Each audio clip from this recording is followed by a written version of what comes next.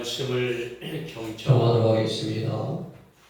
오늘 주신 말씀은 에베소서 5장 15절로 18절입니다. 제가 받들어 읽어드리겠습니다.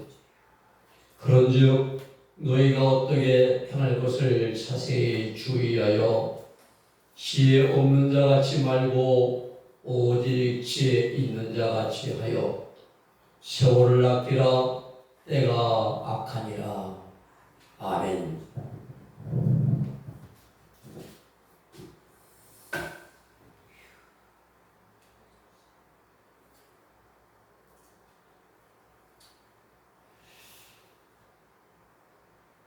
오늘 본문에서 사도 바울은 때의 중요성을 우리에게 말씀해 줍니다. 때를 아끼라. 이 아끼라는 말은 전략하라는 말임과 동시에 돈을 주고 사라는 그러한 말이기도 합니다. 그러면 우리가 왜 무엇을 위해서 왜 세월을 아껴야 되는가? 오늘 본문의 말씀을 중심으로 세월을 아끼자 하는 세 가지 이유에서 우리가 말씀을 참고하고자 합니다. 우리가 세월을 아껴야 할 이유 첫 번째는 빛된 삶을 살기 위해서입니다. 돈을 많이 벌어놓고 좋은 집에 살고 인생 성공을 위해서가 아니라 하나님의 말씀을 따라서 순종하는 빛된 삶을 살아가기 위해서 우리는 세월을 아껴야 됩니다. 15절에 보면 그런즉 너희가 어떻게 행할 것을 자세히 주의하여 지혜 없는 자같이 되지 말고 오직 지혜 있는 자같이 하여라고 말씀합니다. 바울 사도는 우리가 세월을 아껴야 할 첫 번째 이유를 지혜로운 삶, 즉 빛된 삶을 살아가기 위해서이다 라고 말씀을 주십니다.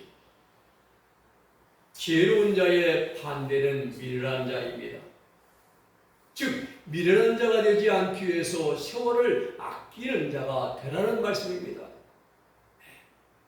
이 세월은 흘러가는 시간을 말하는 것이 아니라 중요한 시기, 때, 중요한 기회를 의미하는 그런 단어입니다. 아끼라는 말은 인생을 즐기는데 허비하지 말고 시간을 살아, 속량하라라는 의미예요. 즉 이 말은 내게 주어진 모든 기회와 시간을 잘 선하게 선용해서 주의 뜻을 이루는 데 노력하라, 이런 말씀입니다. 내게 주어진 시간, 내 인생 내 것이라고 내 마음대로 구경 다니고 여행 다니고 먹고 마시고 즐기는 것이 아니라 그 시간을 전략해서 하나님의 뜻을 이루는 데 선하게 사용하라고 주시는 말씀, 이게 아끼는 거예요. 우리가 시간을 선용하여 주의 뜻을 이루는 것, 이런 지혜는 세상 지혜가 아닙니다. 세상 지혜는 권모술수에 아주 능한 속임수가 세상 지혜. 성경에서 말씀하신 지혜는 하나님과 예수 그리스도 안에 있는 지혜를 말씀합니다. 지혜로운 자의 삶의 특징은 주님의 모범과 교훈을 잘 따르는 자입니다. 성령의 인도하심에 언제나 어디서나 예만 있고 아니오가 없는 그러한 신앙인 것입니다. 순종을 잘합니다. 지혜로운 자는. 오늘 본문에서 바울 사도는 지혜 있는 자가 되기 위하여 세월을 아끼는 삶을 살아가라고 우리에게 권면해 줍니다. 로마서 12장 2절의 말씀 보면은 너희는 이 생을 본받지 말고 오직 마음을 새롭게 함으로 변화를 받아서 하나님이 선하시고 기뻐하시고 온전한 뜻이 무엇인지 분별하도록 하라고 우리에게 말씀을 주십니다. 우리가 세월을 아끼고 시간을 아껴 사용해야 할 이유는 하나님의 뜻을 따라 살기 위해서입니다. 하나님께서 기뻐하시는 빛된 삶을 살아가기 위해서입니다. 즉 나를 향하신 하나님의 뜻을 순종하기 위해서 우리는 시간을 아끼고 세월을 아끼는 자가 되어야 됩니다. 반면에 어리석은 자들은 세월에 묻혀서 흘러가는 삶을 살아갑니다. 오늘은 이곳, 내일은 저곳, 그냥 묻혀 흘러가요. 하루의 일락을 즐기는 삶을 사는 것을 최고의 목표로 삼고 살아갑니다. 육성어질 육신의 애정과 욕망을 즐기는 것을 인생의 최고의 행복이라고 생각을 하며 살아간 자들입니다. 이러한 자들, 미련한 자들이에요. 착각입니다. 헛된 것에 마음을 빼앗겨 마귀가 끌고 가는 대로 끌려가는 삶이 바로 미련한 자들의 삶입니다. 우리는 마귀의 그 목적을 우리는 바르게 분명하게 분별해야 됩니다. 마귀는요, 절대로 나를 숨기라고 말하지 않습니다. 하나님은 나 외에 단서를 내게 두지 말라고 말씀하셨는데 마귀는 절대로 나를 숨기라고 말하지 않아요. 사람들에게 육신이 좋아하고 즐기는 것을 마음껏 즐기라고 우리에게 속삭입니다. 그것이 인생의 최고의 행복이다라고 귀에 대고 속삭입니다. 이번 연휴니까 주일도 범하고 여행 가라, 놀러 가고 즐겨라, 먹어라, 마시라, 마음껏 내 육신을 위해 살라고 우리에게 속삭게 됩니다. 그리고 마지막에는 지옥으로 끌고와 멸망의 구렁텅이에 빠지도록 만들어버립니다. 어리석은 자들은 육신의 정욕과 안목의 정욕, 이생의 자랑에 빠져서 먼 미래에 미래와 영혼을 바라보지 못하고 눈앞에 보이는 현실만을 바라봅니다. 구원한 성도들은 핏된 삶을 살기 위해서 이렇게 속삭이는 마귀에게 틈을 주어서는 안 됩니다. 하나님 말씀을 머리맡에 두고 이 말씀을 읽고 듣고 그리고 생활하기를 힘써야 됩니다. 계시록의 1절 말씀하지요. 이 말씀을 읽는 자가 복이 있고 듣는 자가 복이 있고 그리고 그것을 그 가운데 기록한 것을 이제 지켜 행하는 자가 복이 있다고 했습니다. 하나님 말씀을 읽고 듣고 그 말씀에 순종하여 사는 자가 복이 있다고 했습니다. 세상의 마음을 빼앗겨서는 안 됩니다. 하나님 말씀이 나를 사랑받게 만들어주고 나를 가장 시롭게 해주고 나를 내 삶을 가장 빛되게 만들어줍니다. 우리가 그래서 이제 세월을 아껴야 할 이유는 빛된 삶을 살기 위해서 시간을 아껴야 됩니다. 두 번째는 때가 악한 시대이기 때문에 때가 악하기 때문에 우리는 시간을 아껴야 됩니다. 16절의 말씀 보면 세월을 아끼라 때가 악하니라 라고 말씀합니다. 외인을 향하여서는 지혜로 행하여 세월을 아끼라 라고 말씀하죠. 골로새서 4장 5절 말씀입니다. 이 말씀은 우리가 살아가고 있는 시대가 어떤 시대인가를 바르게 분별한 자만이 세월을 아끼는 자가 될 수 있다라는 말씀입니다. 내가 지금 살고 있는 어떤 시대인가? 무릇 시세를 알지 못하는 자는 마땅히 행할 바를 알지 못합니다. 역대상 12장 32절의 말씀 보면은 이스라엘 자손 중에서 시세를 알고 이스라엘이 마땅히 행할 바를 아는 두목이 200명이니 저희는 그 모든 형제를 관할한 자명하라고 말씀하고 있습니다. 그렇습니다. 사람이 삶을 살아가는 데 있어서 가장 중요한 것 가운데 한 가지가 시세. 시세라는 말은 때 시자, 세상 세자예요. 그 당시의 사상을 아는 일입니다. 내가 지금 삶을 살아가고 있는 시대가 어떤 시대인지, 올바른 시대인지, 한쪽으로 기울어진 시대인지, 육적으로 타락한 시대인지 바르게 분별하는 그러한 눈을 우리는 가지고 있어야 됩니다. 빛과 어둠을 분별하고 선과 악을 구분할 줄 아는 영적인 분별의 눈을 우리는 가져야 됩니다. 지금 우리가 살아가고 있는 시대는 때가 악합니다. 곳곳에 불법과 죄악이 난무합니다. 온갖 부정과 불의가 판을 칩니다. 때가 악하기 때문에 자칫 잘못하면 헛된 일에 시간과 세월을 낭비하게 됩니다. 때가 악하기 때문에 하나님이 주신 소중한 시간을 하나님이 아닌 세상 영광과 육신의 욕망을 위해서 잘못된 곳에 사용할 연도도 있습니다. 밖에 나가면 온갖 것들이 우리를 유혹합니다. 눈으로, 마음으로, 생각으로, 행동으로 범죄할 환경들이 얼마나 많은지 모릅니다. 오늘 새벽에 교회에 나오다 이제 새벽 예배 나오고 보니까 그 낭만 포차라고 있잖아요. 네, 저쪽에. 새벽인데 그 시간까지 술을 먹고 있어요. 밤을 새워서. 그 입을 유리창에다가 썬팅해가지고 잘 안 보여요. 자세히 보면 사람의 형체가 보이고 모습이 보이는데 그 새벽 시간까지 밤을 새워 술을 먹고 있어요. 여러분, 우리는 영적인 눈으로 세상을 바라보면서 분별할 수 있는 그러한 분별의 눈을 가져야 됩니다. 인생의 성공 여부는 내가 내게 주어진 시간을 어떻게 사용하느냐에 따라 달려 있습니다. 빗물이 모여 시를 이루고 시냇물이 모여 강물을 이루듯이 시간이 모여서 세월이 되는 것입니다. 영어 성경에 보면은 시간을 구속하라, 시간을 다시 찾으라, 시간을 회복하라 라는 그런 번역을 이렇게 합니다.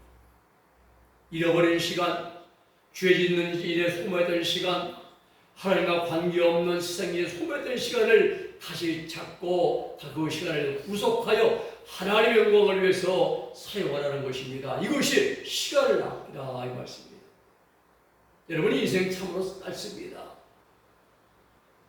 꽃과 같습니다. 인생은 꽃이 피었다가 며칠 못 가 지는 것이 우리 인생이에요. 그래서 일생일자는 초락하라라고 해요. 사람이 한번 낚아 죽는 것은 꽃이 피었다가 지는 것과 같다고 표현하고 있습니다. 젊었을 때는 나는 나이도 안 들고 늙지도 않을 것이라는 생각을 가지고 살아갑니다. 왜냐하면 늙어본 경험이 없으니까. 늙는다는 생각조차 하질 않아요. 그런데 한 18세, 20세부터는 우리 몸이 신체가 노화가 되어 간다고 하죠. 늙어요. 나이가 들어갑니다.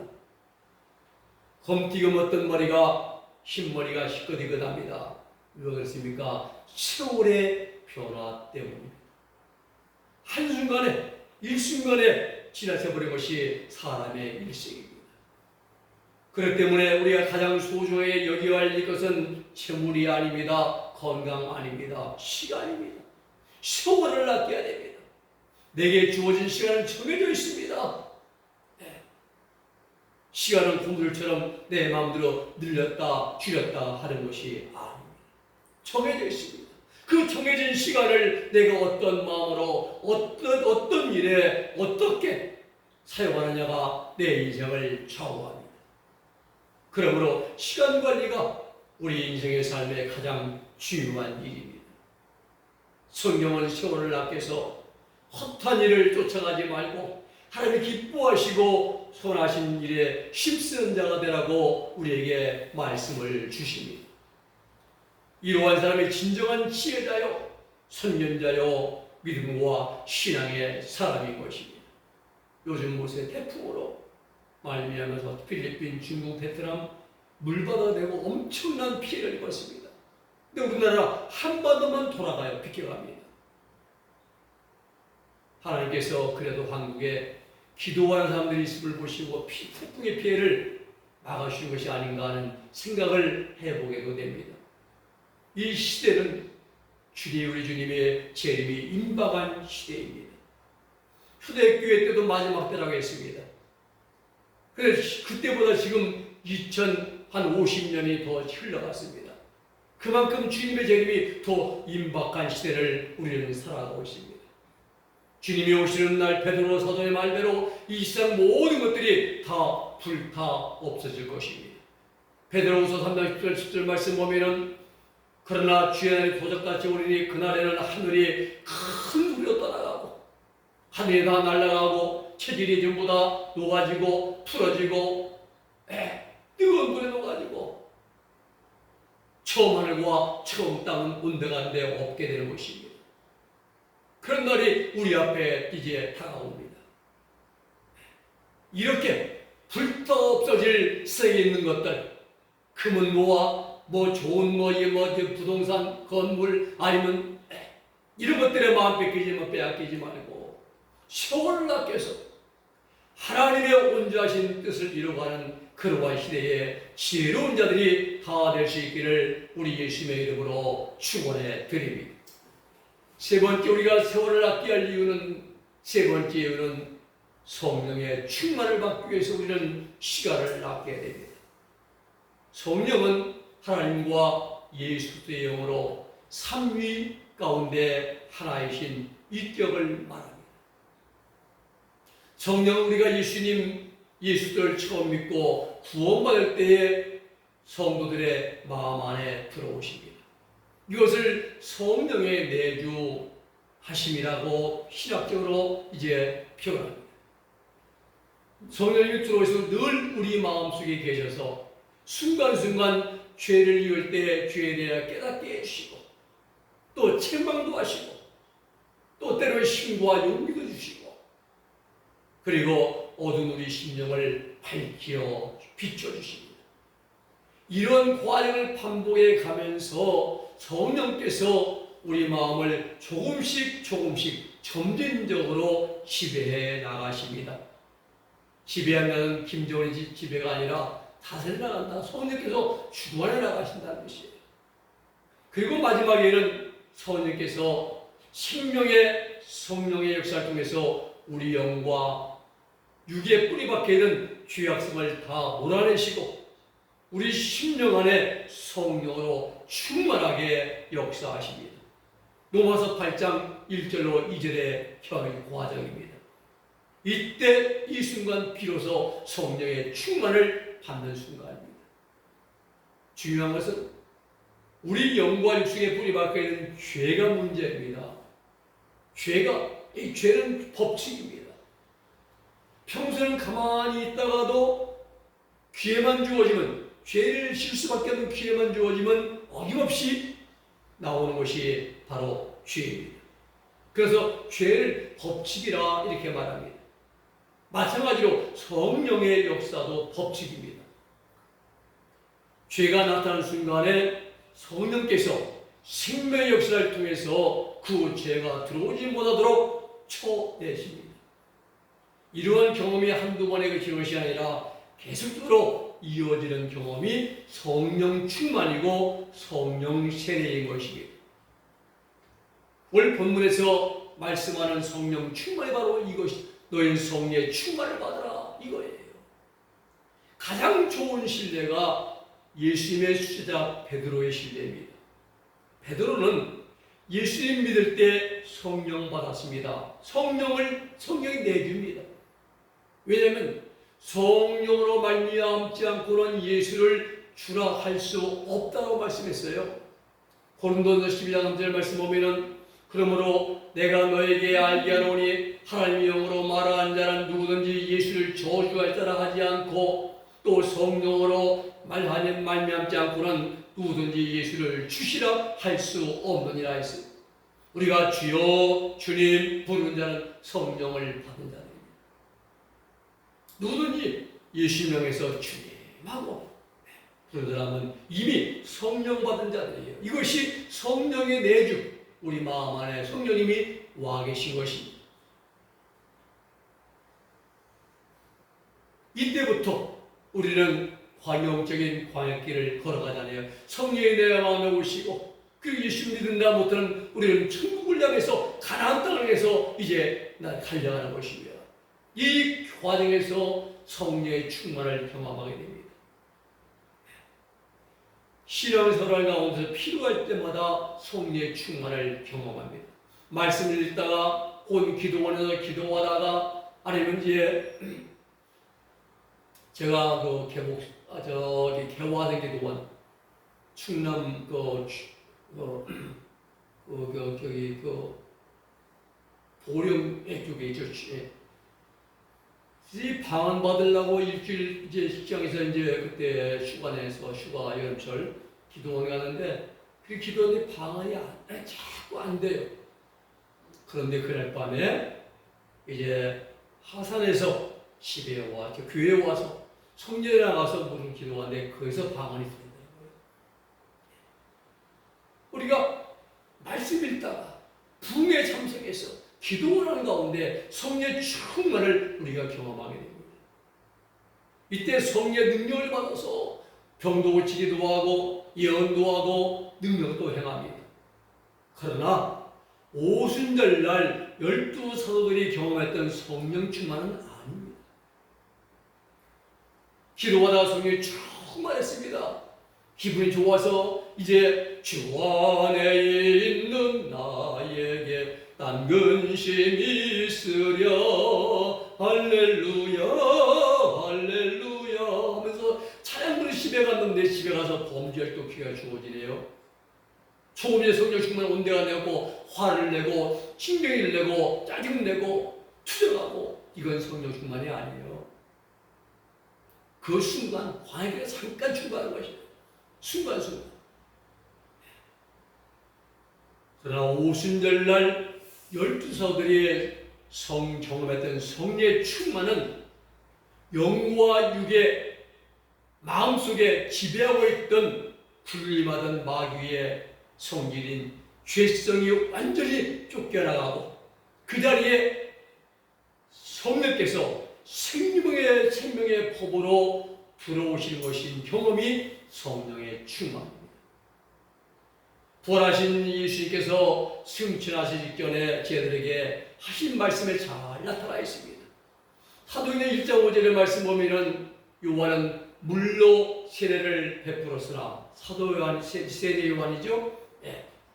그러나 너희는 몇 날이 못되어 성령으로 세례를 받으리라 말씀하십니다. 그렇습니다. 12사도의 성령 세례, 성령 충만은 예수님 처음 믿을 때에 받지 않았습니다. 나가서 전도 활동하고 귀를 쫓아낼 때도 그때도 성령의 세례를 받지 못했습니다. 광야길 3년 동안 공생애 동안에 병 고치고 귀신 쫓아낼 때도 못 받았습니다. 예수님이 십자가에 죽으실 때는 다 도망했습니다. 이 십자가에 죽으시고 부활하시고 40일 후에 승천하실 때도 감람산에서 모실 때도 성령 세례에 대한 말씀을 그때 들었어요. 그때 못 봤습니다. 그로부터 10일이 지나서 오순절날 마가다락방에 모여서 기도할 때에 그들은 성령 세례를 받았습니다. 이러한 순서와 이치를 모르면 성령이 내주할 때 성령 충만과 성령 세례를 함께 받았다고 용감하게 주장합니다. 만약에요 12사도들이 예수님 처음 만날 때 베드로와 요한, 야고보, 안드레가 고기 잡다가 그물 입다가 예수님 만날 때 성령에 내주했잖아요. 그 순간에 성령 충만받고 성세례 받았다 온다면은 그들은 예수님의 십자가 밑에서 죽음이 무서워 도망가지 않았을 것입니다. 죽음은 죽으리라 일자 가운데 가지고 함께 했을 것입니다. 그래서 그들의 마음에 두려웠습니다. 무서워서 도망가잖아요.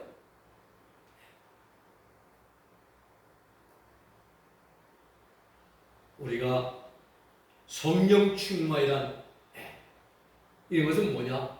성령의 통치를 받는 게 성령 충만이에요. 내가 성령 충만하면 세상 생각 안 나요. 죄가 안 나타나지 않아요. 성령의 이끌림 받는 게 성령 충만입니다. 성령께서 나를 장악하시고 완전히 장악하시고 나를 완전히 주장하시는 것이 성령 충만입니다. 생각해 보십시오. 성령께서 나를 100% 완전히 주장하십니까? 성령께서 나를 100% 완전히 이끌어 가십니까? 그렇지 않아 우리는요. 내 자신이 100% 성령의 인도하신 대로 살아가고 있습니까? 만약 이렇게 살아가고 있다면 성령 충만 받았고 성령 세례 받은 것입니다. 그러나 그런 사람들은 극소수입니다. 많은 사람들은 자기 성리의 주장, 인도, 이끄심에 의해 살아가기보다는 육신의 정과 욕심에 이끌려 살아가고 있습니다. 그리고 교회는 다녀도 예배는 드려도 복음성가는 또 못 들어지게 불러도 예수로서의 향기는 나타나지를 못합니다. 왜 그렇습니까? 교회가 작아서 아닙니다. 신학이 없어서 아닙니다. 성경 지식이 모자라서 아닙니다. 말씀을 외우지 못해서도 아닙니다. 우리나라는 세계에서 가장 큰 교회를 많이 가지고 있습니다. 그런데 온전히 성령의 인도하심과 지배를 받고 살아간 자들을 찾아보기가 극히 어렵습니다. 예수의 향기를 풍기고 예수를 닮아간 자들은 찾아보기가 매우 힘듭니다. 여러분, 우리가 왜 신앙생활을 하십니까? 그것은 예수님 닮기 위해서. 내가 왜 신앙생활을 합니까? 그것은 예수의 빛된 삶을 본받아 신앙생활을 하는 거 아닙니까? 예수를 본받아 살기 위해서. 구원받은 성도의 신앙생활은 귀에다 걸고 코에다 거는 액세서리가 아닙니다. 모양 내리고 그릇들에게 보이려고 신앙생활을 하는 거 아닙니다. 김영삼 대통령 때에 제주도에서 주일날마다 비행기로 이제 서울로 날라와서 역삼동에 추영교회 출석한 그 사람, 내가 그래도 대통령 다니는 교회 다닌다고 이 정도 해야 내가 좀 체면이 서지 않겠습니까? 말하는 그 사람, 그 사람에게는 신앙이 액세서리입니다. 귀걸이 구원이었어요, 그 사람에게는. 그럼 우리는 신앙생활을 왜 합니까? 이런 것이 아니라 예수님 닮기 위해서 내가 예수님을 믿는 것입니다. 내가 예수를 본받아 살기 위해서 내가 교회에 나가는 것입니다. 내가 예수님처럼 빛된 삶을 살려고 말씀을 연구하고 기도 생활을 하는 것입니다. 이것이 진정으로 구원받은 성도의 신앙 생활이 되어야 됩니다. 이렇게 하기 위해서 우리는 반드시 성령의 충만을 받아야 됩니다. 성령께서 나를 온전히 지배하시고, 그리고 우리는 이제 어디서나 온전히 성령의 인도와 지시를 받아 하나님 말씀대로 살아가는 우리 은혜의 모든 성도들이 다 될 수 있기를 주님의 이름으로 부탁을 드립니다. 말씀을 정리합니다. 우리 구원받은 성도들은 세월을 아끼는 자가 되어야 됩니다. 세월, 헬라어로 카이로스죠. 크로노스와 카이로스인데 여기서는 세월은 카이로스입니다. 시간이 제공되는 기회를 뜻하는 것이 세월입니다. 아끼라, 엑사고라 도메노인데 이것은 뭐냐면은 너희를 확보하라. 시간을 내고서 너희들 만들어라 이거예요, 세월을. 시간을 살아. 시간을 확보하라. 왜냐하면 우리가 살고 있는 시대는 영원한 곳이 아니고 유한한 곳이기 때문에 그렇다. 세상의 불신자들은 이 생에 천년만년 살 것처럼 생각을 합니다. 그래서 오늘 육신의 정욕을 쫓아 살아갑니다. 즐기고 먹고 마시고 느끼고 소유하고. 그러나 착각입니다. 대단한 착각입니다. 돌이킬 수 없는 인생의 어리석은 착각입니다. 우리 기도인들은 세월을 낭비하고 허비하는 헛한 일에 투자를 하는 그런 어리석은 자의 삶이 아니라 세월을 아끼는, 그리고 세월을 아껴서 주의 뜻을 따라 순종하고 이루어가는 그러한 삶을 살아가는 우리 모두가 되기를 예수의 이름으로 축복해 드립니다. 기도하겠습니다. 거룩하신 아버지 하나님 감사합니다. 오늘 우리는 세월을 아끼는 자들이 되게 하여 주시옵소서. 시간을 우리가 사서 아끼되 예수의 뜻을 따라 살기 위해서 시간을 아끼고 세월을 아끼는 이 시대의 지혜로운 자들이 될 수 있도록 하나님 복구와 은총을 내리고 주시옵소서. 예수님의 이름으로 기도 올리옵나이다. 아멘.